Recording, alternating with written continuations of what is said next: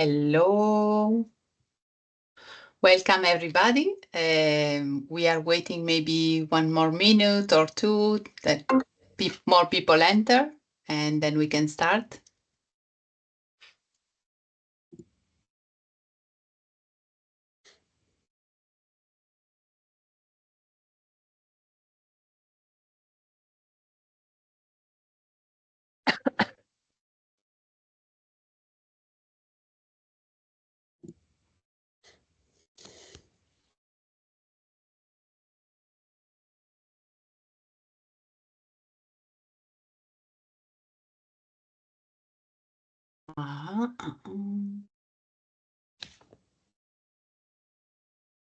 Good.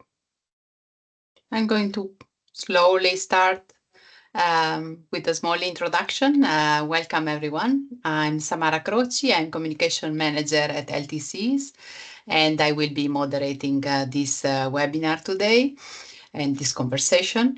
So LTCs is an organization dedicated to tackling marine litter and especially ghost nets, so abandoned fish nets that continue to harm marine animals in the sea.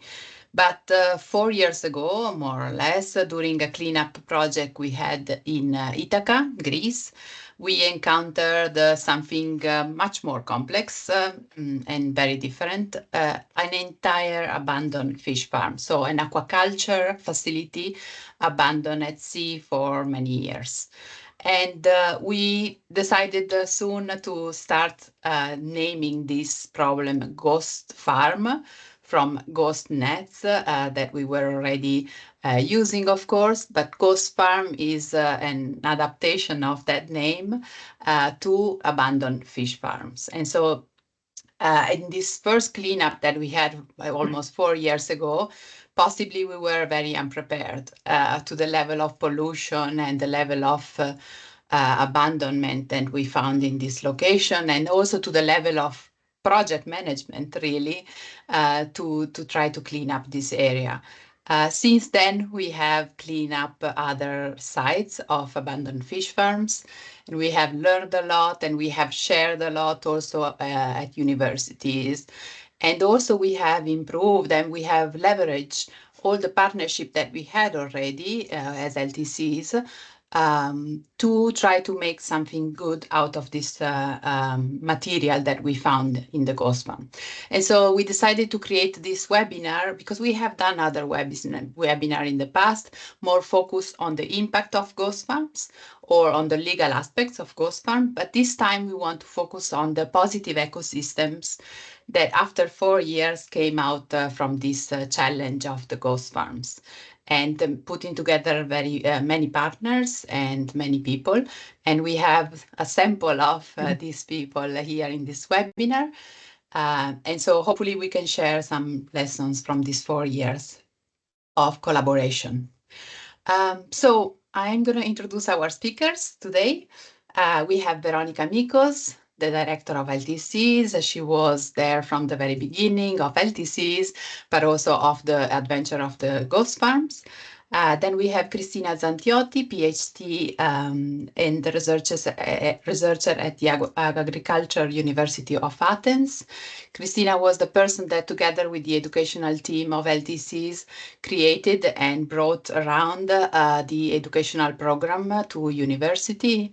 And she's going to report us a little bit about how that adventure went. And she just finished, for example, another education program in Italy a few days ago. Then we have Maria Giovanna Sandrini, Chief Communication Officer at Aquafil, a synthetic fiber producer that also invented the process for recycling also the fish net. And so she will talk about this and their part in this project of circular economy. And then Joaquin Diamantidis, General Manager at Diopa, is a fish net producer, and much more, actually, because they are innovating very much into this industry. So a little bit about the format. Today I'm going to ask our speakers 3 questions so that you can understand what they do and what is their role into this ecosystem.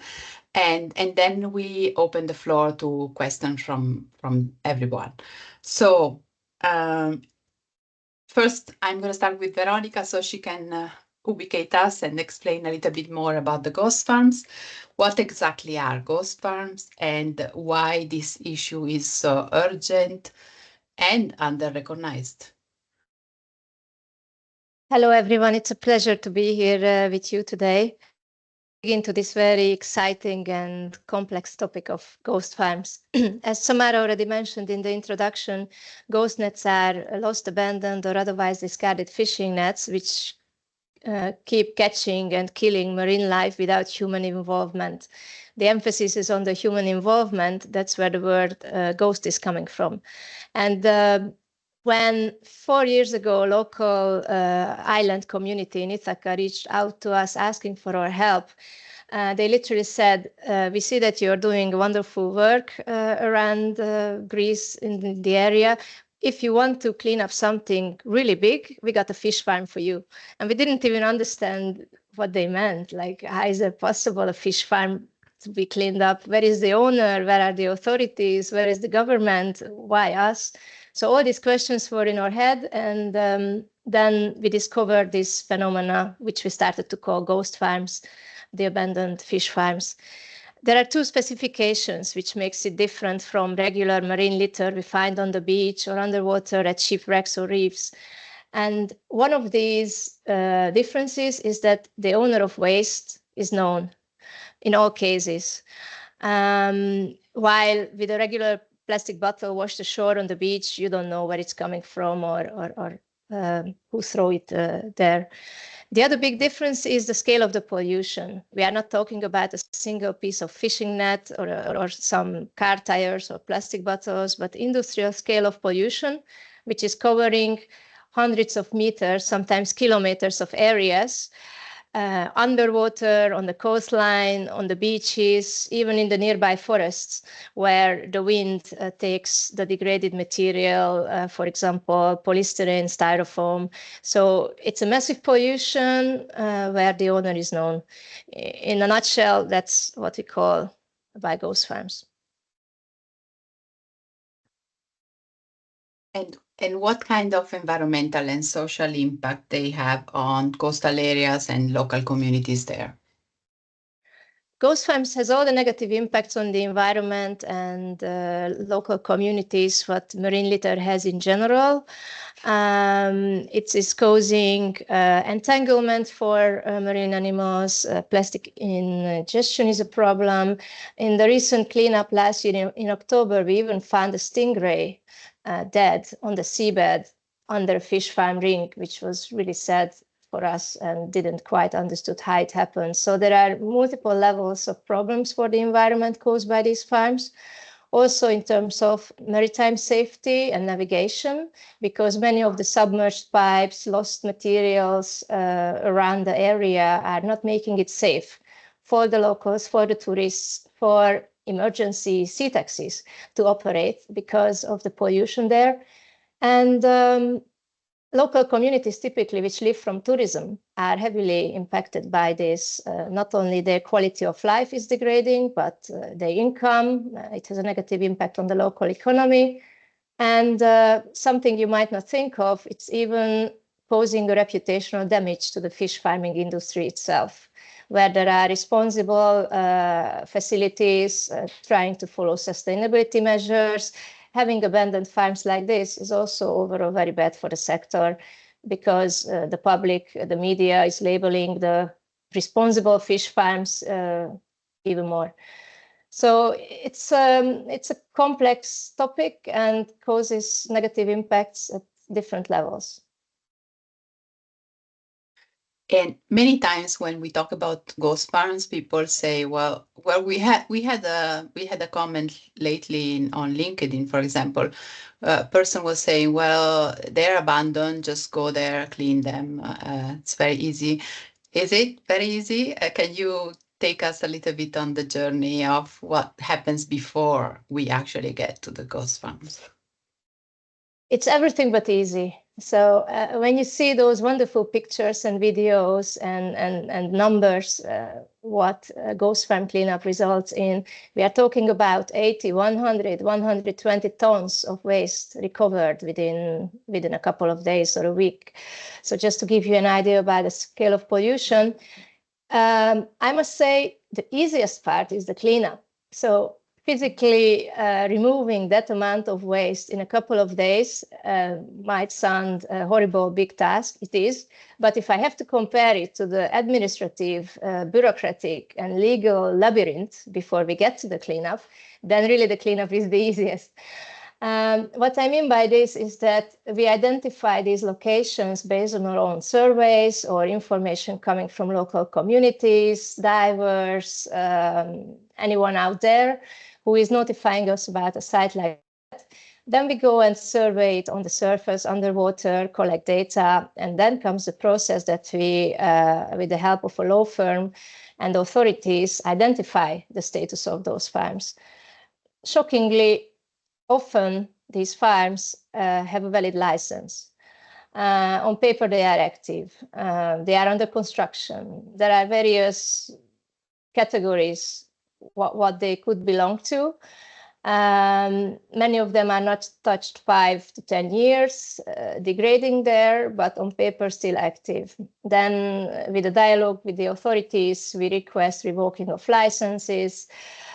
This process starts to run, and eventually when the authorities confiscate parts of these facilities at sea or on land, they give us the access to clean it up. So basically we act on their behalf. We don't just go there as a group of environmentalists out of passion and start grabbing everything we see, but we have to go through a very detailed process of understanding the legal status together with authorities, get the paperwork done, and when all this has a green light, then we start to organize the cleanup procedures, which is logistically big and complicated tasks. Cleanups are not the goal or not the only goal. They are a tool to raise awareness about the problem. Christina will tell more about what she does in terms of education in order to find ultimate solutions. And just you made the perfect connection with Christina, but just to give a little anticipation, what happens to the material that you collected at the end of the ghost farms? Then we will leave the words to Maria Giovanna and Joachim. But exactly, cleaning up, removing fish farming nets, HDPE pipes, styrofoam, ropes, car tires, all kinds of materials. Doesn't finish the cleanup with the materials being collected, but the next steps comes with the help of our partners. 2 of them are in this call today, to try to get a new life to some of these materials. If possible, entering the circular economy model. And we also work with several local recycling companies in these sites who are processing it through their network into a new product. mm-hmm. Perfect. Thank you so much. And so I give the word to Christina to talk more about how really we share all this knowledge acquired during years cleaning up the ghost farm, and how we are trying to bring this to university, so to possibly the future professional of this industry. So Christina, what has been done so far in school and university? What happened? How we brought this story there? Thank you for giving me the floor, Samara, and good evening, good afternoon, everyone. Oh, sorry, Christina, to interrupt. I'm going to share that slide that we talked about, so it could be useful. Okay, perfect.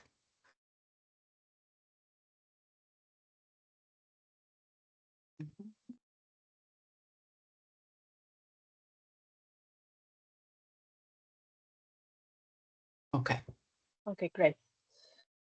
So in terms of education in 2024, our activities, our in-person actually activities reached 370 people. including both adults and young children.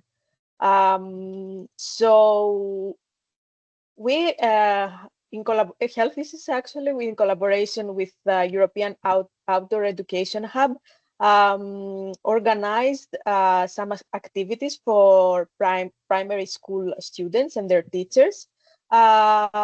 Three primary schools were involved in these activities, one in Astakos, one in Nafpaktos, and one in Amphilochia.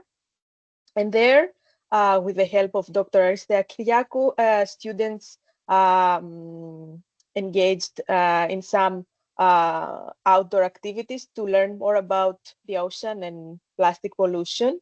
And on my side, when it comes to adult education, so we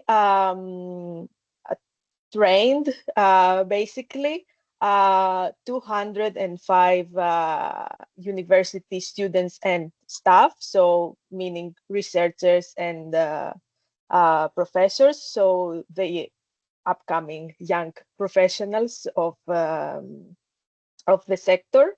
We did some interactive workshops in some departments of University of Patras and University of Ioannina, where we informed future professionals on the topics of abandoned, lost, or otherwise discarded gear, and how we can adopt sustainable practices in our sector. These results were presented, a part of these results was presented in the first Hellenic Scientific Conference of Aquaculture. But in more detail, we are presenting these results in September in the biggest aquaculture conference in Europe, so Aquaculture Europe 2025. So in case anyone is attending this event in Valencia, fingers crossed, hopefully we are having an oral presentation. If not, we are having a poster, but we are going to be there to present in more detail these results. And educational activities continue also in 2025. This past week, I had two educational activities, one in Greece with the American College of Greece, where we did, again, some lectures and workshops on plastic pollution and ALDFG. And we did our first training with the name Net Positive in Università Politecnica delle Marche in Ancona, which is a new educational activity which incorporates not only information on plastic pollution and ALDFG, but goes in depth on the aspect of sustainability by incorporating not only a brief, let's say, mention to sustainable practices, but we go in depth on ESGs, which is sustainable environmental social governance. And how do students respond to these classes? What is the impact that you can see when they are at the end of the workshops? So students have shown a strong interest in these activities, in this new knowledge, because mostly it's we are talking about, especially about university students, we are talking about new knowledge. They are actively engaged, raising questions, and we have had a lot of meaningful discussions with them. What we have also observed is that interactive tools such as quizzes and videos help them engage more and understand better the situation and get a better picture of what is going on and what is the problem. And also the impact, which is the most important thing that I would like to say, is that a lot of them, after the end of the activities, request on being volunteers, or they always ask me, how can we help ourselves? And they want to also be involved, and they feel the need to become a part of the solution. I think now, Veronica, we discovered the flood of volunteers that we had in the last days, and we know where it's coming from. Thank you, Christina, for inspiring so many people, really, because we received a lot of requests. That's good to hear. Yes, we just discovered it live. So maybe one last question about how do you see education at the moment in this industry? So the people who are coming to this industry from, I guess, agriculture, aquaculture, universities and faculties, what do you think is still missing in terms of sustainability in this industry? Well, having my background in academia and working in a university environment for years now, what I have noticed is that higher education in the topics of aquaculture and agriculture in general, because aquaculture falls in basically in this bigger category of science, which is the agricultural sciences and life sciences, primarily focuses on production characteristics of the sector. So courses are centered around topics like nutrition or animal physiology, or other topics that are more technical.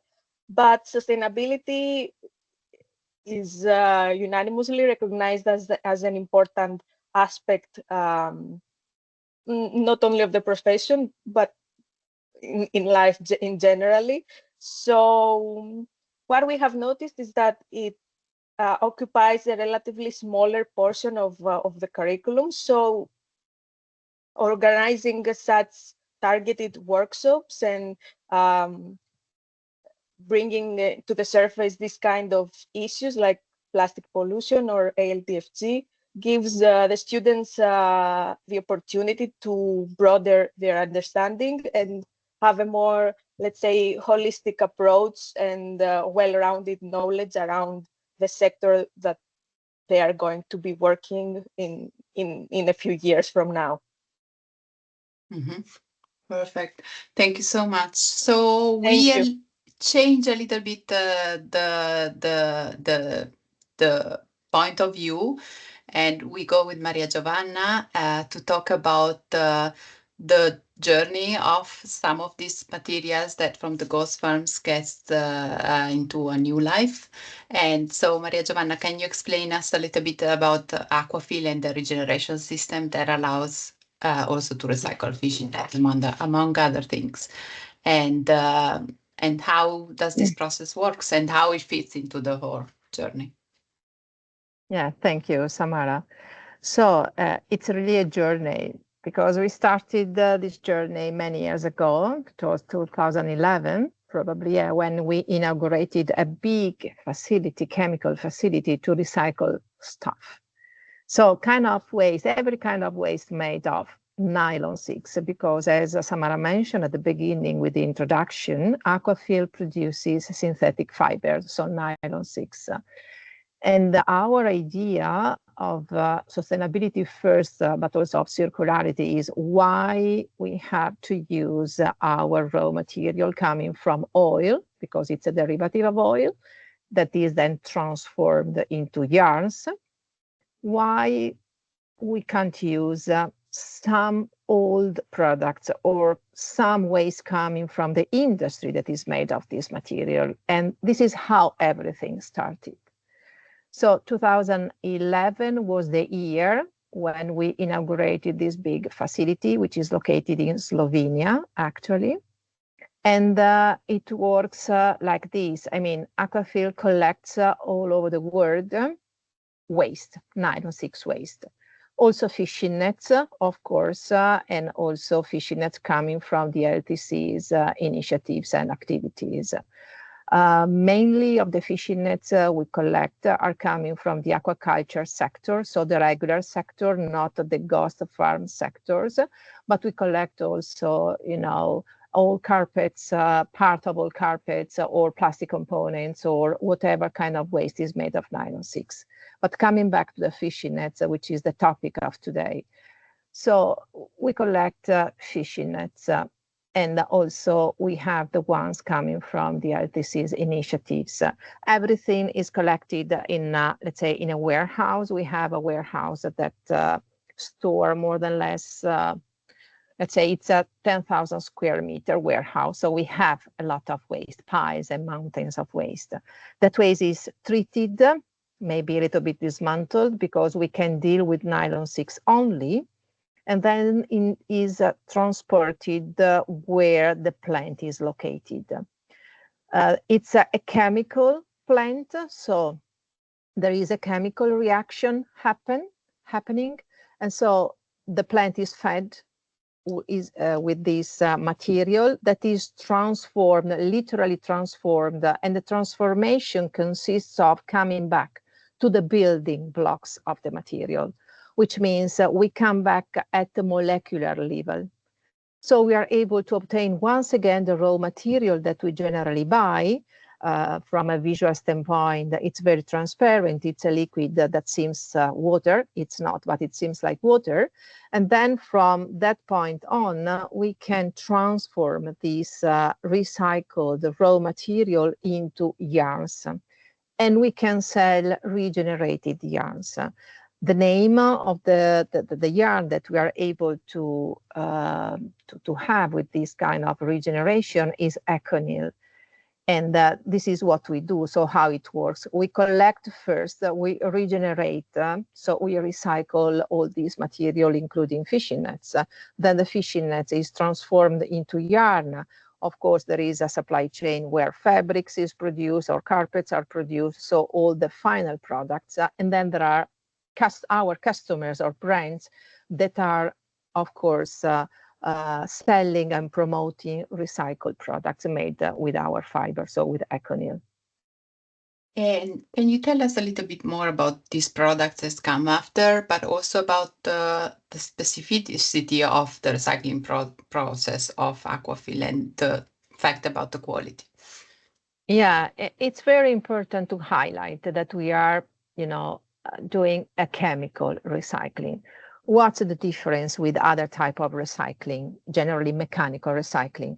That the quality remains exactly the same. So there are no differences from Econyl fiber to another one of standard nylon, so coming from virgin oil. So if we are able to maintain the same quality, it means that designers, architects, people using our fibers in their own products can enjoy first quality. They don't have any, problems while doing the fabrics, especially in the textile sector. It's very important to have a very high-end quality.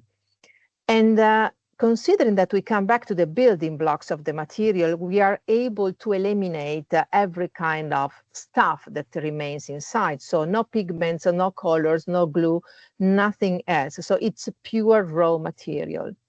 This is not happening, for example, with the mechanical recycling, because with the mechanical recycling, okay, you collect the stuff, you melt everything together, and then you obtain a kind of polymers that can be extruded into filaments. The limitations of this kind of recycling is that you can't have every kind of color you want. So only darkish color, for example, brownish, greenish, reddish, blackish, no white, no yellow, no red. And then it's kind of downcycling process. It means that you can recycle mechanically once, probably twice, maybe 3 times, but that's it. At the end of these downcycling activities, you have to dump your final product. And for sure, you can't obtain the same yarn, for example, to do product which requests a very high-end quality. So that's the difference in our recycling activities. And something more about the final products? Who is using? final products, let's say that Applications. in almost, yes, sector of applications, it's used in many sectors of application. I mentioned earlier carpets, of course.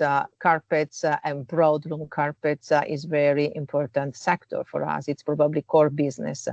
But also the automotive sector represents another very important sector. So ECONYL can be used in the car mats or in plastic components that are included in the cars, or in the seat covers, for example, in the automotive sector, but also in the fashion and luxury. This is another important sector for us.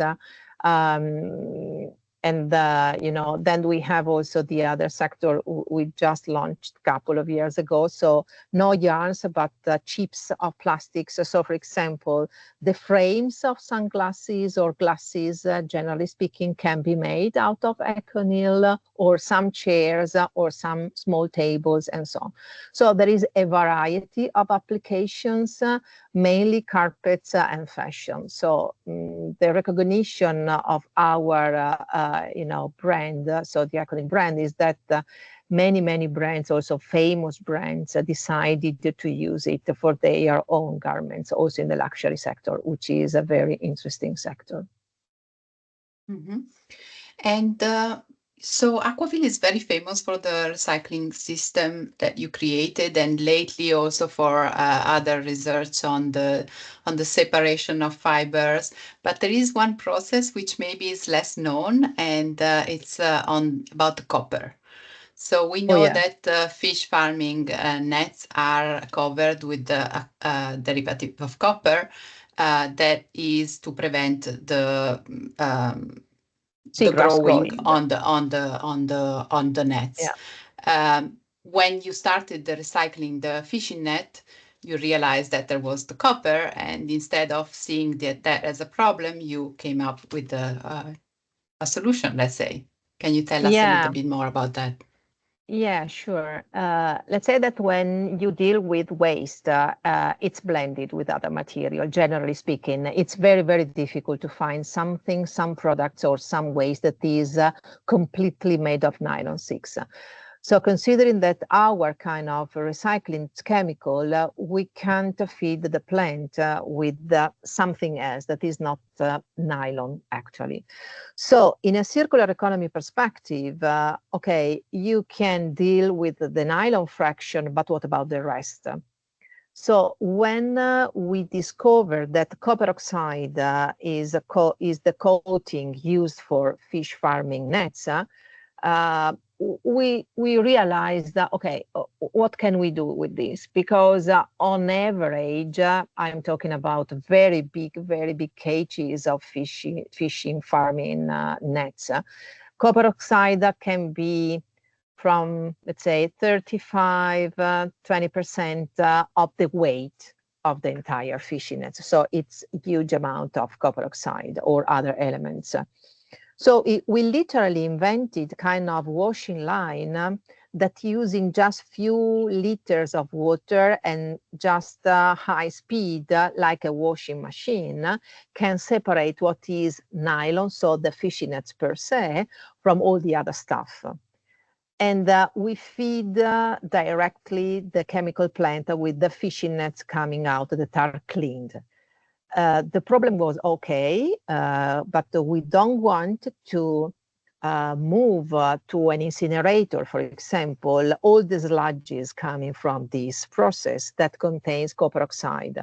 So what we did was attaching to the washing line kind of woven where we are able to recover copper and sell copper. So this minimize really at minimum the substances that we are not able to recycle, because as I mentioned earlier, in a circular economy perspective, you have to figure out all the different streams of the various components of a product. In this case of the fishing nets. Carpet was the same, because also for carpets, the idea was to separate everything, recycle or regenerate the nylon, but figure out where to use the other components. I think that the future is not Aquafil inventing every year a new technology to separate and recycle things, but is to start thinking products differently. So at the beginning with the end in mind. So yes, aesthetics, yes, performances, yes, features, mechanical features, but also what the final destination of this product when it arrives at the end of its life. And this is how the cooperation also with Joachim started. Perfect connection. Thank you, Maria Giovanna. You're welcome. So this brings us perfectly to Joachim, because Maria Giovanna touched on a few things on the challenge when we recycle of having products which are a mix of material and the challenge there, and also on the design concept. So thinking about this recycling into the design phase. So Joachim, can you tell us a little bit more about the launch of the new recycled? Is it still new? Let's say it's new, the new recycled and recyclable fishing net for fish farming. Can you tell us a bit more? And also, yes, about how it's going, the pilot. Thank you, Samara. Good afternoon to everybody. Since many years ago, when we started collecting nets with Veronica, we was asking and pushing Veronica to make Aquafil create a yarn not for textile but for aquaculture. So many years pass, and after COVID period, around 2-3 years ago, they make the first yarn, Aquafil. We took a sample. We saw that the sample is very good, actually same like standard nylon.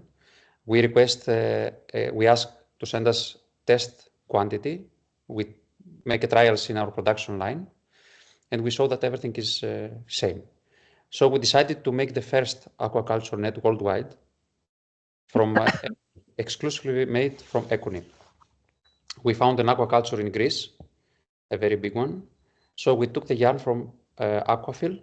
We create a standard size fish net, aquaculture net, and we sent it last year for a first trial test in the sea, in normal conditions, standard conditions, in the sea with fishes inside. And it was not only the net made out of this yarn. We make it 100%, means the ropes, the sewing threads, the net, everything. So 100% was from Econil. This is very important because in order to make the recycling after some years, you have to separate the materials, because on a fish net is not only nylon. There's polyester maybe, polypropylene, polyethylene, so you have to separate all these materials. So what we think is to make it all materials from this yarn. So after 4, 5, 6 years, when it's time to recycle again, to avoid the cost of separation, those materials, and the cost, time, the effort that we need to do. So last year, net launched at sea. Everything was fine. We took it back after several months. We make the tests, and the behavior was exactly same as a standard nylon net. So this year we will send it back again in a few days for the second round of tests, because in aquaculture we cannot say just in 1 year or 2 years that product is fine. Many years must pass to prove that product is safe for the fish farmer, because they have the fishes inside. So we have to, we must be sure that the net is safe and secure. But I think it will be. But we need time to prove this. So we are very happy because in a few days the second round of tests will start. So that means you will put the fish net again into the water? The same fish net, yes. Okay. And how long normally is the average lifespan of fish farming? Depend the thickness of the net, depend the area, depend the fishes they have inside. Let's say 5 to 8 years, approximately. But always we will compare it with the same net, the same standard nylon. We will not compare it with a thicker one or with a thinner one. Test and trials will be exactly with the same net. And Joachim, This is one of the many projects you have to try to advance more into this industry. You have a family business, but you are investing so much into new technologies and new ideas to advance sustainability in this area. Can you tell us a little bit more about the other tests and research you are doing? You also touch on the copper, if I'm not wrong. You also have a project on that. Can you tell us a bit more? We have several projects for new products and sustainable products. About copper, one project is to find a non-copper based antifouling. So, but this again needs time to be proved. The most important is that we are creating an aquarium in our new factory. Total area is 2,000 square meters, where we will have big tanks, aquarium tanks with water, nets, fishes inside. And something very important is to show to people what is happening below waterline, because nobody knows. We speak for an aquaculture, we speak for fishing, but actually how all this blue economy work below water, nobody knows. They just see the boats and the plastic rings on aquacultures, but maybe they don't know what it is. But aquaculture is a very important sector, especially in Greece. So in our aquarium tanks, we will show all this, how is fishing boats, what nets they use, how they fish, how is an aquaculture, how are the nets under the water. And in the end, we will have one tank to show what is happening in the end. We will show the abandoned nets we will show a seabed with nets, and people will see that, okay, this is maybe something that is happening, but what we do to solve this problem? We collect, send for recycling, and create new products. So we will educate people what is happening and what they can do to help. So maybe, Christina, the next workshop will be at the Diopas, ideally when this tank will be running. Inside the aquarium, we will do it. Yes, amazing. And would be good for some hands-on experience. With Veronica, we have already discussed about this, and Healthy Seas will have a role on the education of people inside. So thank you so much. I hope this little introduction by everyone has given an idea of all this journey. Please, if you have any question, you can leave them in the chat or in the Q&A. I will start with a few questions that I have until we see something. So one just came to mind. One is for Joachim. Just you talked about education, and I was wondering how do you see the role of education in this industry? Also, what Christina is doing in university. Why do you think this is important and maybe still missing because we are in a transition period? So possibly the sustainability of the industry is not fully taught into university. So how do you see your role as educators in this industry too? As I told you, we already collaborate with universities and research centers. And the new aquarium that we built, one of the reasons is this, to educate people. So people will visit schools, universities, our clients also, everybody actually, will have access to see how we use the nets. How, for example, in Greece, aquaculture is the first sector with the product of aquaculture is the first product of exports. It's a very important sector, but nobody knows how it's working. Veronica said about the abandoned fish farm and what happened, but people hear about fish farm and nobody knows what means fish farm. So we have to educate them what it is, what to take care, what to do when they see something on the shore maybe, or to take it and throw it somewhere. And also it's very important for our clients to tell them that your old nets, we will send them back for recycling. Then we will take back yarn from Aquafil and make again nets for you. So take care, don't throw the nets, keep them, we will send for recycling. And the circular economy will be 100% circular. from net, again net, and many times, because recycling is chemical, as Miss Christina said, Miss Maria Giovanna said. Maybe a question that is both for you and Maria Giovanna is about how difficult it is to try to then sell this product, try to sell circular economy projects like this to clients.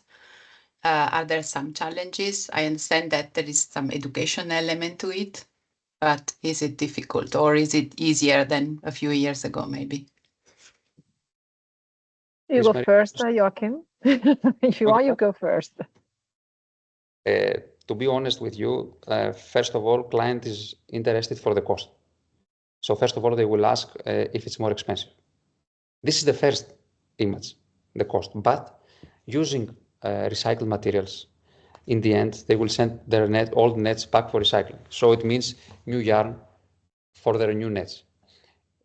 So it's very important for the ESG criteria, because if they do something for the environment and have good numbers for the ESG, then maybe from banks they will have better loans. So in the beginning they see the price, but if we go a little bit deeper, then I think it's only profit for them if they use circular nets. But as I said, aquaculture is an industry that many years must pass to prove that the product is good and correct for them and safe, because they have the fishes inside, their fishes inside, which means their money. So they have to be sure that the product is safe. So not now, but after a few years, it will be better, and they will more and more of them will choose, and they will want to try a circular net. I think if I may add, yes, I agree with Joachim, of course. Price is always the first challenge we have to face every time. I think that, sometimes it's easier because it depends on the commitment of the person you are talking to. So if the commitment towards sustainability is strong, yes, price could be an issue, but you can negotiate and you can solve this kind of problem. So you can move on with your proposal. Something that, in my opinion, we have to take into consideration and maybe share also with the sector is that, okay, with the ECONYL fishing nets made of ECONYL, you pay a little bit more, but you are saving something, because when your standard fishing net is not usable anymore, you have to bring it to landfill and you have to pay because it's an industrial waste. So somehow you have to pay to throw away your fishing net. Of course, they try to repair it, they try to do something, but also in other experiences we had in the northern countries, and I'm talking about Norway, for example, they have salmons, so the fishes are very big, and those kind of fish nets last probably 4 years. So 1 year they have fish A, then they change it and they repair it. In the meantime, they use the fish nets B and then fish nets A, and so on and so on. At a certain point, those fish nets arrive at the end of their useful life, and they have to bring them to landfill paying, or to incineration paying.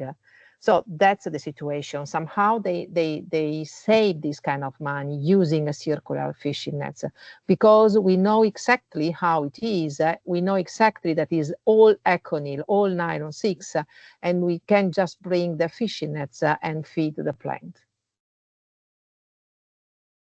Clear, thank you. I have a question maybe for Veronica, and then I see a few questions there, but just one for Veronica. What are the most surprising lessons that you have learned maybe in these 4 years on this topic? In terms of lesson, the thing is that no one can clean up a ghost farm alone. No one can take action on a scale of a problem like this alone. So what was really nice is that we as an environmental nonprofit stepped in and we created a bridge between local municipalities, mayors, the Hellenic Aquaculture Producers Organization, recycling companies, volunteer divers, to solve a problem which couldn't be solved just by one of the authorities, one of the public administration bodies, whether at ministerial, national level or local level. So for me, one of the biggest learning points is that when there is a will, there is a way. And the role of Healthy Seas in this was not just physically cleaning it up, but bringing together various parties who created the network, the background for this cleanup, various cleanup projects. So I see that there are 3 questions. I'm not sure I understand the first one. So what is your plan or plans to be on top of the fragile and rapidly evolving ecosystem stemming from population increases and decreases as species behavioral changes? I'm not sure if this could be about the impacts on the biodiversity in the case of abandoned fish farm. Maybe Veronica, you can talk a little bit more about that. I'm interpreting. If I'm interpreting wrong, please let me know. Yeah, so like I mentioned at the beginning, maybe that was the part Josef missed. In terms of negative environmental impacts, ghost farms have everything what regular marine litter and ghost nets have. But on the top of it, because of the size of the pollution, the size of the negative impacts are also bigger. 2 striking differences or add-ons compared to regular marine litter are the amount of microplastics. What is existing around these kind of sites is just unimaginable scale. When we step on a beach, which from distance looks like a beautiful white coastline with rocks and pebbles, seemingly rocks and pebbles, but the moment we step on it, we sink until knee depth into degraded styrofoam, which the sun, the salt water, the UV killed during the years. And then we look around and we don't know where to start to shovel it up. So and then you can imagine what level of microplastic pollution there can be in that environment. The other impact, which we have seen during all those years, very interestingly, that all those abandoned farms which we cleaned up were heavily covered with Mediterranean seagrass, so-called Posidonia meadows, which are a very important and fragile ecosystem. Many people don't know that they soak up 15 times more carbon dioxide every year than a similar size of Amazon rainforest. So they also have a direct link this way to the climate change agenda, and keeping these ecosystems clean and healthy is our responsibility, everyone's responsibility. So maybe this gives a little bit of answer to this question. And then there is another one on entanglement of the fish net. Maybe this could be for Joaquin or Veronica if you feel that you have something to add here. But regarding entanglement, how is the team manufacturing and designing these nets? I think this is worth saying that the fish net for fish farming are designed completely different from the fish net of fishing. There are some design tricks on the fishing net for fishing that are made for targeting specific species. But maybe Joachim, you can talk more about this. Yes, fishing and aquaculture, fish farming is different. Different nets they use for fishing, different nets, totally different nets they use for aquaculture. With fishing, they catch fishes. In aquaculture, they grow the fishes. So we speak for totally different size and type of net. But of course, both of them can be made from nylon. And are there design thoughts or design thinking, let's say, on the fish net that can avoid entanglement? I would say maybe entanglement from the wrong species. So how the fishing net, the design of the fish net target specific species maybe? Depend the fish you want to catch. You have to modify the design for catching.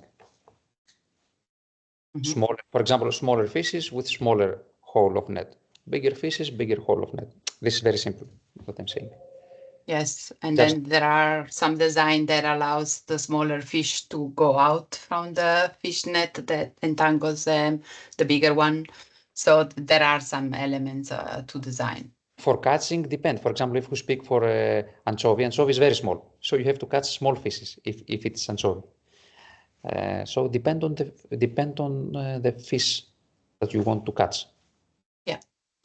And then there is a third one. What guarantees can be given in the future for huge boost to such ecosystem and the environment? Maybe I can suggest here, from a legal perspective, we were also examining this, like I said at the beginning, we are looking for ultimate solutions for this problem and not continuing year after year endlessly, just cleaning up sites, but also to prevent the existence of such sites in the future. And after consultation with lawyers, authorities, one of the suggestions is to have a mandatory insurance mechanism in place. So at the future cases when a fish farm gets a permit to be established, there should be an amount of money put aside for cases of bankruptcy or unforeseen situations, that it won't be public or private money, donors, non-profits, volunteers cleaning up these sites, but simply having a mandatory insurance mechanism in place, which also exists in many other sectors. And of course, the famous EPR, Extended Producer's Responsibility, which is a policy approach focusing on assigning producers the responsibility for the end-of-life products.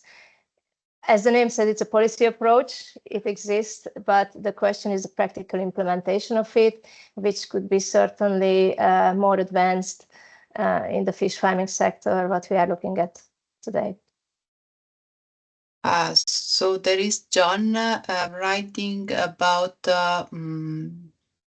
can you scale the recycling process so that it's economically viable? I think this might be for Maria Giovanna to talk about after more than 10 years with the recycling system and the development.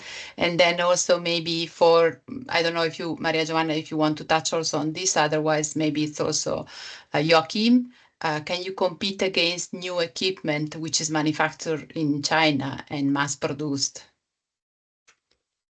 Yeah, Maria Giovanna. Yes, thank you. Let's say that we are already economically viable. I mean, okay, the price is a little bit higher of the yarn compared to standard nylon, but it's not the 30% more. We are talking about a premium price, which makes sure to differentiate us from all the other that are coming. Let me say also that for at least 10 years, 12 years, we were the only game in town from this perspective. Lately, other competitors came, and so the situation is changing.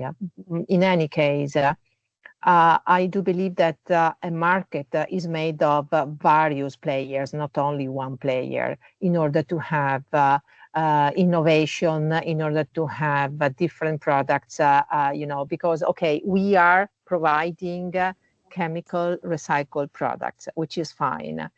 But I'm not stating that mechanical products are not fine. They are just used for different kind of products, for different kind of applications. It's important to recycle somehow. And of course, the cost of chemically recycling things is a little bit higher because we have to implement a plant, a facility, which is huge. We are chemically recycling a lot of stuff. We are collecting waste from all over the world. So of course, it's a little bit, the price, it's a little bit higher, but not that much. About the technology, let me say that at the moment, there are just probably two companies in the world. One is Aquafil and the other one is BASF, just started a couple of years ago with the same exact facility plant, chemical plant that we have.